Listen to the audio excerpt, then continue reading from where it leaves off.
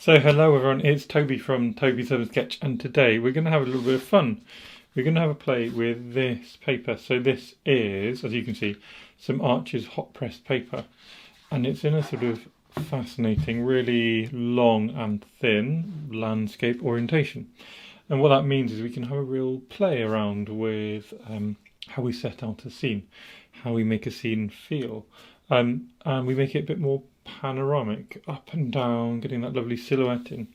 Now when we take a photo, often our photo's not quite that long and thin, so if we're doing it from a reference as we are today, do we manipulate our reference? Do we sort of squash it? Do we take two together? Well, we're going to use one reference, and let's see how we use that one reference but fit it into a long and thin bit of paper. So without further ado, let's get started. The bits of equipment I'm using, apart from that, are my normal watercolours.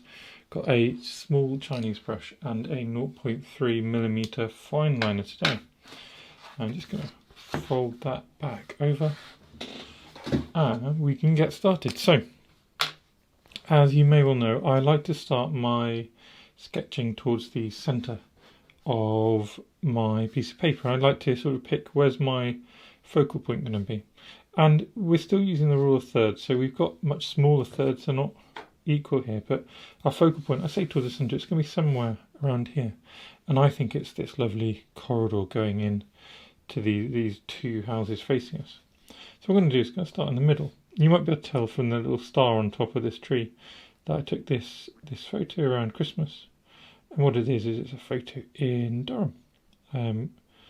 So what we're going to do, just get that tree first. And this tree, we can just get a lovely little outline of it. The reason this is useful is because it doesn't really matter the shape or the scale of the tree. A tree is a tree. And so we haven't decided yet, are we changing things or not? What I am doing is I'm getting a lot more depth of mark on the right hand side of the tree. So we'll hear all these extra marks. The reason is that's already implying a bit of light and shadow. And what we can do from there is we can start just filling in bits of our scene. And like I said, do we manipulate our image? Well, what I'm going to be doing is probably manipulating our image. So I'm going to be making it fit my paper. And that, that's allowed. It doesn't have to be a perfect representation of our scene. And, you probably only really tell that it's a cheat and I've manipulated things if you were seeing the scene or this particular reference next to the actual sketch I do. So, because I'm going to manipulate things, I'm going to get the foreground in first, including little things like this traffic cone, and just keep moving around. And you can notice as well, so far this is all one line. That's my normal sort of process, and there's no reason you can't get a bit of detail and things like that in, just even if you're just using one long line. What I'm going to do soon is have a little break from my line so I can sit back and see what I've done so far. And there we go. So we've got this little snippet into our focal point already, just building up gradually. And now we can look at how we can manipulate things and get everything to actually fit. So what I'm going to do, I'm going to start with our little greenhouse. I'm going to bring it down a little bit. So just a little bit. When I say bring it down, I mean with respect to our tree here. And so everything will just be a tiny bit lower, and that's going to allow us to fit everything in despite having a much narrower piece of paper. Get our window, and again, just can manipulate it, make it a little bit lower. I don't have to squeeze everything in, so at some point we can make a decision, for example, that something can just go off the top. So perhaps, despite squashing a few bits in, I could let this next very tall building just disappear off the top of my paper. And that's alright as well. So I can just sort of get it to go to the very top and have the roof just go to the very top there as well. And so that looks alright as well, because it's sort of building a sense of scale. It doesn't have to all fit, doesn't have to be overly warped. We can just leave bits off. And then we'll get in some of these more interesting and more challenging windows.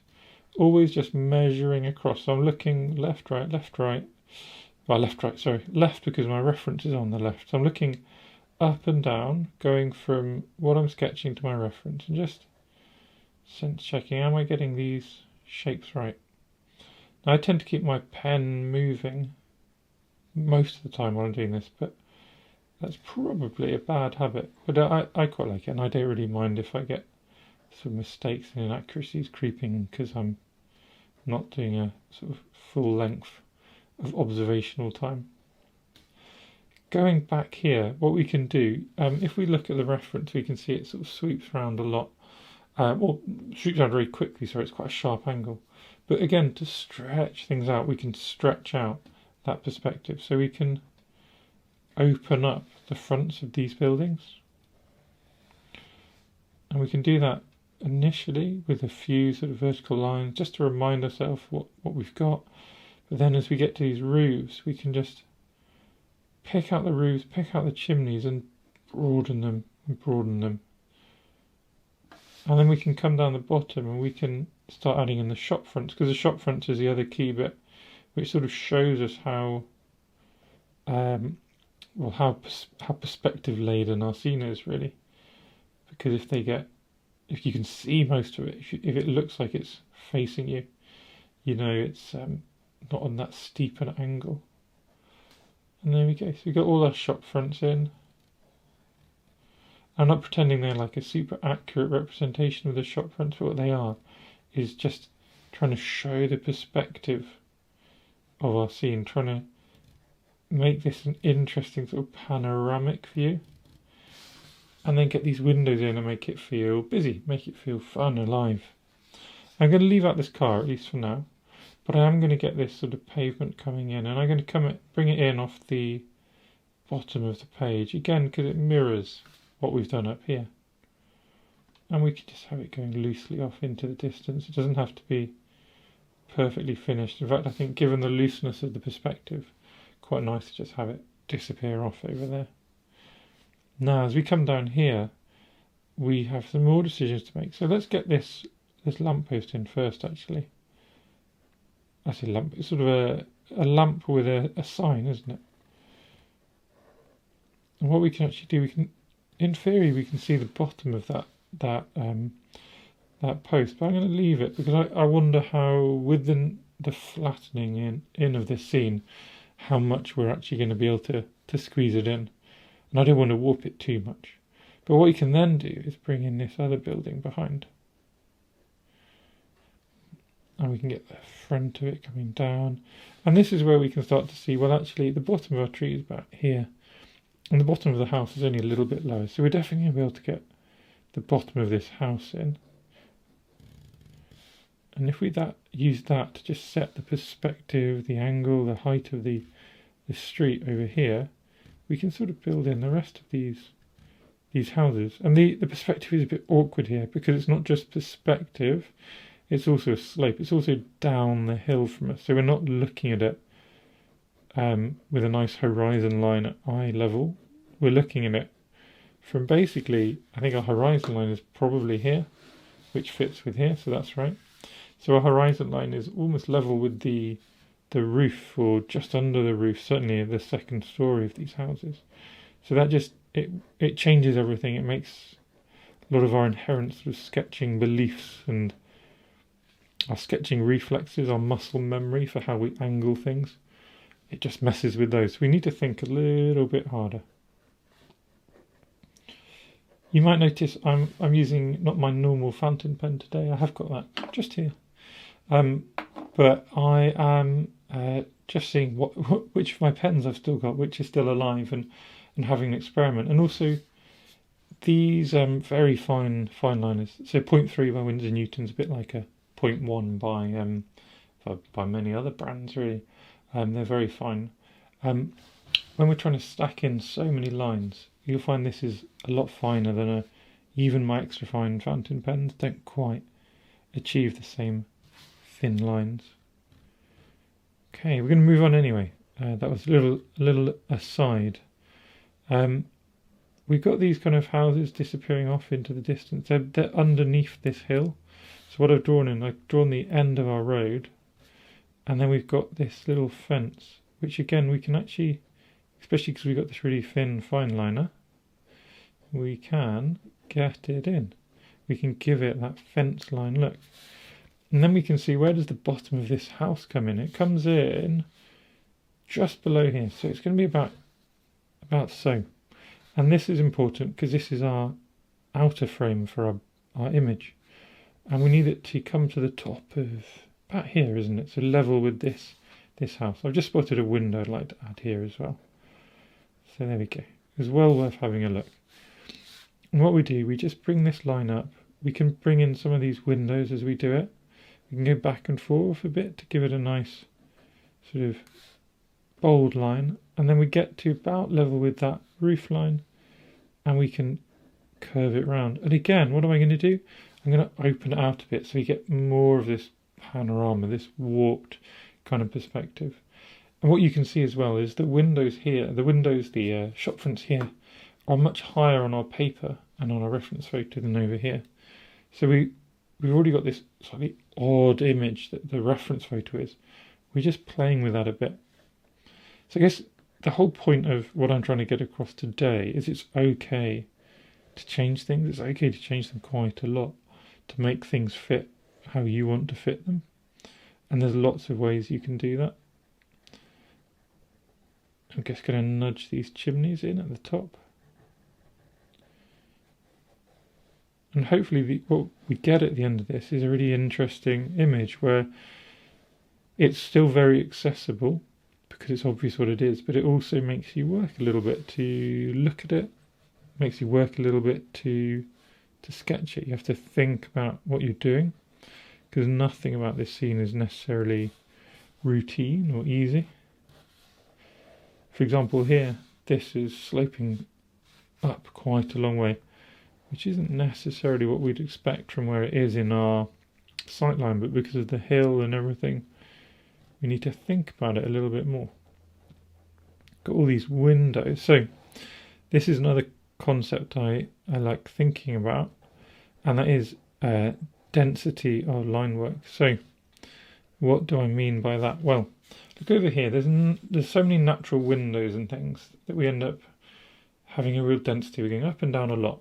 And we've got a lot of line work going on. As we get to the outside, to get less and less, our density of line work drops off.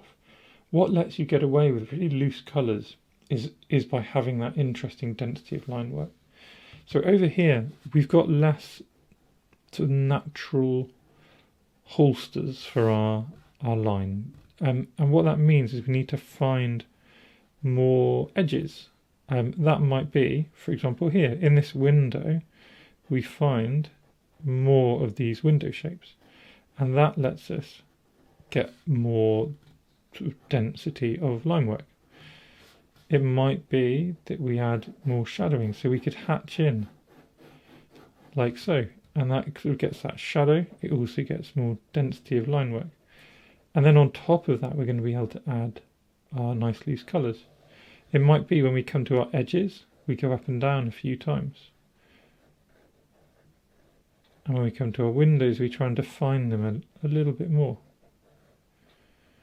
And then, for example, here we've just got these couple of quite large windows. So if we get those in, again, we can add more definition of what exactly is going on inside these windows. Same down on this next layer. Just a bit more definition of what's going on inside. And then we can start getting textures on the house, brick shapes and that kind of thing, which often I don't do because often we're doing these scenes over here.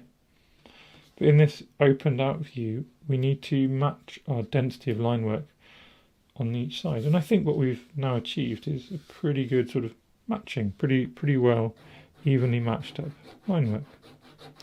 Going to do a little bit more of this kind of hatching here. Just real quick and rough and ready, just because it's on the outside anyway.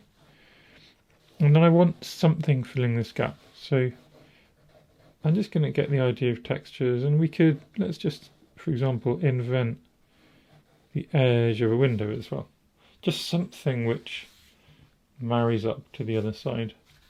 And there's a few little bits left over, aren't there? We've got this kind of silhouette of distant countryside. And then within that we've got a lot of building shapes, and we can simulate them. We can just find the key kind of shapes going on: triangles, vertical lines, a few windows, a couple of circle shapes going on. And by just building those in, we've got that feel already. Don't have to think too hard. We've got this gap down here. I'm actually going to, for now, and possibly forever, leave that.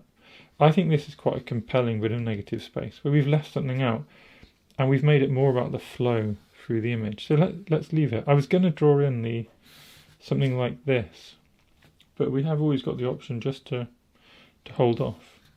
We've got a few people in the background. I think they'll make a nice bit of busyness going on. And if you see my videos about people, you'll know I like keeping them very simple. So we can just do these simple sort of stacking of shapes. So circle, triangle, upside down triangle, and what you'll end up with, especially in a sort of distant figure like in these people here, it's a very effective way of just quickly getting in a nice sense of humanity, sense of people in your scenes. There we go. I'm going to just a couple of windows in here, and I did want to give a little bit more shape to what's going on in this. I kept looking at it and thinking, oh, I need to not forget to add these bits. I've got this lovely negative space, which the more I look at it, the more I'm going to leave it. But I didn't want to leave some of the details out here, so I won't. But that's the beauty of this. We move around and we jump back and forth, and eventually we remember or find the bits we didn't do, or sometimes we don't, and then we have a happy accident. Can also be something we left out, which actually the simplicity that gives us is fantastic. And there you go. That was the pen work, and it took about probably 15 minutes, a little bit of waffle before that, and we can already just move on to our colours.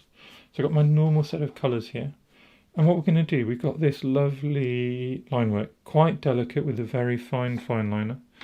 So we're going to marry that with delicate colours, and we're going to have a play with these negative spaces. I'm actually going to start in the sky as normal with some water, again pretty much as normal, and just dropping in a bit of cobalt.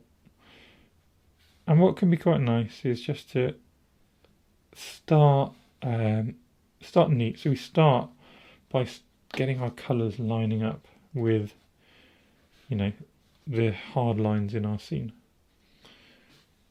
Now from that, I'm just going to get a little bit of paper, and the reason I'm going to do that is because headbutting everything. The reason I'm going to do that is because I can just pull away some of this water. I want to keep the flow, but I want, as I said, to make it a little neat to start with. And I'm going to get that feeling of slightly warm grey. So I've got quinacridone sienna mixed with a bit of indigo until it's a warm browny grey in my palette. And then that can come into that area that I've just pulled up the water from. And maybe a little bit more quinacridone sienna, maybe even a little bit more. And then a nice soft brush, and we can move that around.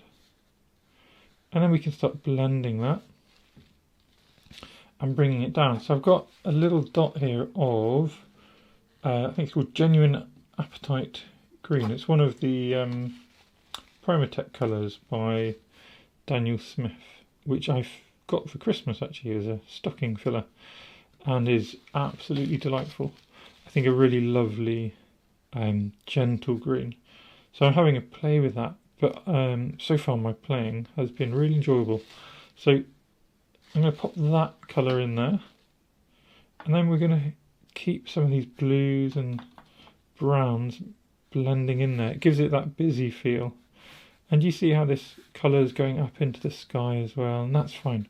And that's where we start having a little poke around and a play and getting these colours flowing. Now this is hot pressed paper, which leads to the colours being far more fluid than we might be used to. And you can see that. You can see how the colours are just floating and moving.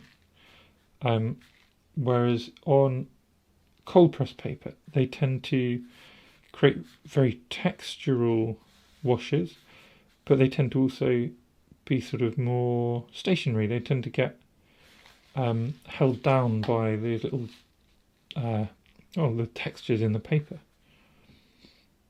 Gonna have a few splashes. I want a bit more life moving into this, and then I'm going to come up into our negative space. I'm going to use my green gold to start with. Remember, we want that feel of dark and light, and I know that the tree's really quite a dark colour, but this is another just decision that we can make. We know it's a tree. This is a backlit photo, so in our eyes, when I was there, my eyes pick up a much greater range of tones, so there's no reason I couldn't have been there and have this tree be a much brighter, more interesting sort of punch in my vision. Now the next colour I'm going to try and add a little bit of is some red, and this is Mayan orange, confusingly named because if you look at it, it's a beautiful red. This is another Christmas colour, which I was actually going to replace my transparent pyrrole orange with, because I assumed, looking at online swatches, I was like, that looks like a lovely orange. No, it's a really lovely red, which is great because I use reds all the time. So now this red is something I'm playing with a lot in my current sketches, just to see what it does. It's a bit more texture filled than my normal Scarlet Lake. It's not quite as bright, so it's nice for these kind of moody feels as well. Now, having got these kind of areas flowing together, I'm going to just come and just give a little bit of tone in a few places. I don't want to turn this into too much of a sort of line and wash illustration. This is a loose continuous line sketch. It's a panoramic sketch trying to get a kind of abstract feel to my version of this scene, but just adding a few touches of tone here and there, and perhaps coming in with a few little touches of colour as well. So perhaps just bringing out a chimney or two in our nice red is a nice way to just unify things. And now we've got this explosion of colour in the middle and this more delicate line work going out. There's hundreds of ways you could approach this, of course, hundreds of ways, and this is by no means the best, but it's all about experimenting, isn't it? It's all about having fun and just enjoying the moment, or at least that's how I like to approach things. It's the way I feel happiest approaching things, let's put it that way. A little bit more darkness back here. And there's a few shadows I'm just going to bring out. This is mostly indigo on my brush now, but a little bit of green as well. I'm going to do a little bit more indigo, make it a little darker, and really pick out maybe some of these people as well. Just a few areas. And just while things are still wet, things will move around nicely. I'm going to just splash into these buildings, give them some texture without painting them. Tiny bits of shadow, and I think we're pretty much done. Last tiny bit, I just would like to add the sense of a light in a couple of places. So this is some quinacridone deep gold. I'm just going to dot it in, maybe a little light in some windows, a little light in the background there. This kind of golden glow. And we can pop it in this street lamp as well, yeah. And there you go. I'm going to call that my little scene done. So as ever, I'm going to sign it. And how long did that take? So 25 minutes. So probably, I think it was about 15 minutes of drawing, another 8 or so of really lovely loose colour. And it's probably going to take another 5 minutes or so to dry. But what do you think? I mean, what have we done here? We've taken a scene, we've had a play with slightly different pen, slightly different paper. We've opened the scene out so that we've got this panoramic feel, and we've had to manipulate perspective, but we've also had some fun and given a scene our own little twist. So let me know, what do you think? Do you enjoy this? Do you experiment with different kinds of paper? Do you experiment with different things, or do you have a favourite? And I think both routes are perfectly acceptable.